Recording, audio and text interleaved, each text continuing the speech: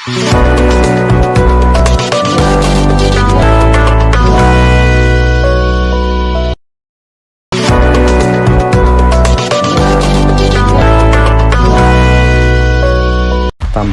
pasukan infanteri Brigade Marinir Belanda bergerak maju. Dua marinir tampak mengangkat senapan mesin.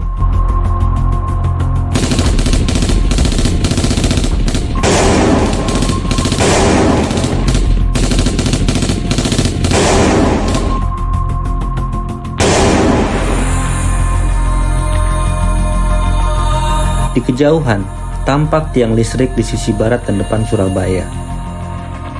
Mereka menggunakan meriam howitzer Kiev 25 pon.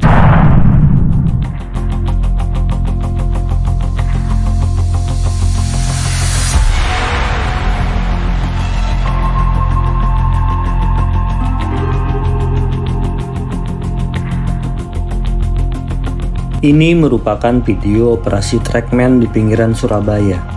Mereka dibekali dengan senapan Browning M1918 kaliber 30.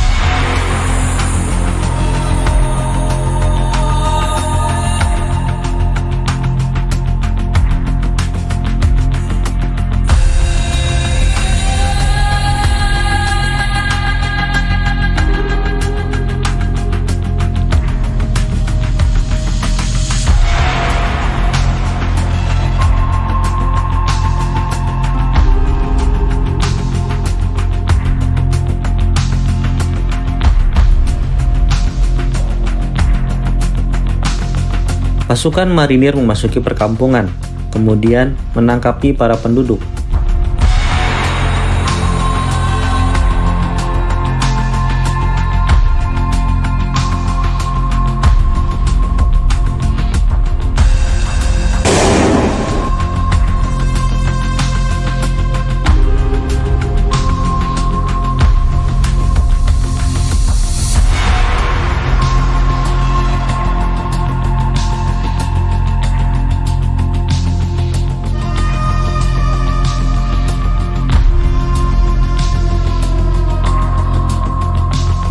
Interogasi dilakukan.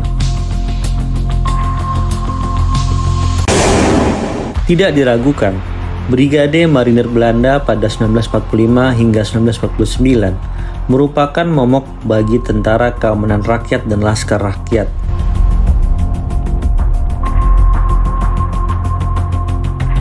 Mereka lebih terlatih, jauh lebih berpengalaman, serta memiliki kebanggaan diri sebagai salah satu negara pemenang Perang Dunia II.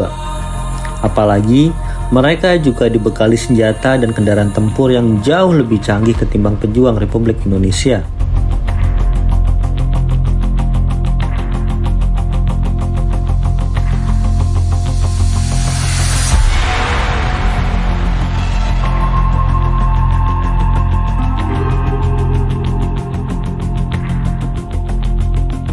Sementara, pejuang Indonesia biasanya memiliki segelintir senjata dan kendaraan tempur yang dirampas dari militer Jepang.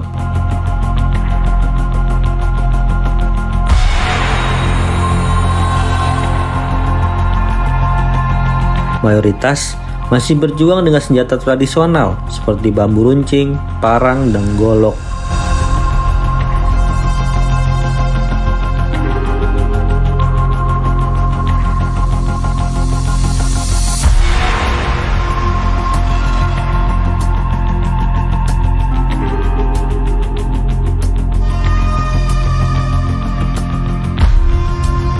Meskipun demikian, sejarah mencatat bahwa pergerakan TKR sangat merepotkan Brigade Marinir Belanda.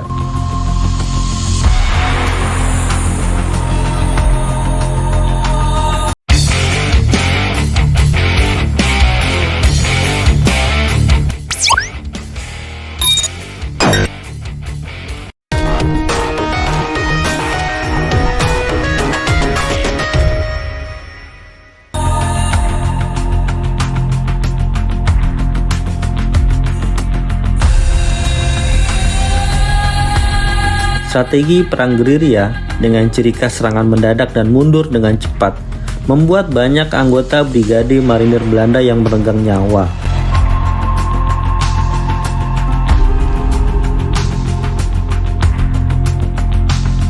Untuk menghambat pergerakan Brigade Marinir Belanda, tentara Indonesia membangun barikade di jalan, mulai dari pohon-pohon tumbang, mobil rusak, patung, batu-batu besar, dan lainnya.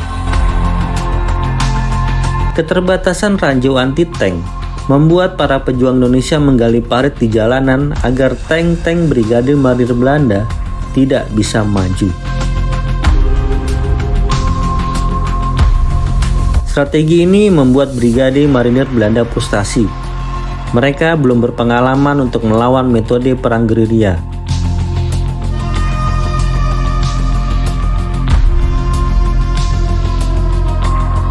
Dalam kajian terbaru, program penelitian kemerdekaan, dekolonisasi, kekerasan dan perang di Indonesia 1945 hingga 1950 yang dilakukan selama 4 tahun oleh peneliti Belanda dan Indonesia mencatat bahwa tentara Belanda membakar desa-desa dan melakukan penahanan massal, penyiksaan, dan eksekusi selama konflik 1945 hingga 1949.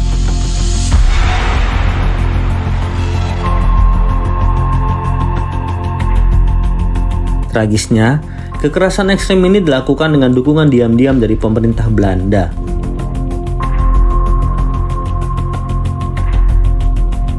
Contohnya, di desa Pakesaji Malang, di mana tentara Belanda membakar kampung Pakesaji karena pejuang-pejuang kemerdekaan menaruh ranjau-ranjau di sekitarnya. 3 tentara Belanda menolak karena alasan etik dan dihukum selama 2 tahun sampai 2 tahun 6 bulan penjara. Kekerasan terhadap masyarakat sipil Indonesia ini tentu selain sebagai aksi balas dendam, juga sebagai teror agar rakyat Indonesia ketakutan dan menolak untuk membantu pejuang-pejuang Indonesia. Namun, sejarah mencatat, seberapapun mengerikan teror yang mereka lakukan, rencana itu gagal. Rakyat Indonesia terus membantu para pejuang kita. Kesatuan tentara dengan rakyat merupakan konsep yang dimunculkan Panglima Sudirman dengan istilah tentara rakyat. Ini terilhami dengan kenyataan bahwa tentara dengan rakyat adalah 2 sisi mata uang yang tak terpisahkan. Keberhasilan Indonesia dalam mempertahankan kemerdekaan tidaklah luput dari peran besar rakyat sebagai komponen pendukung utama. Tentara tidak akan ada apa-apanya jika tidak memiliki sokongan kuat dari rakyat.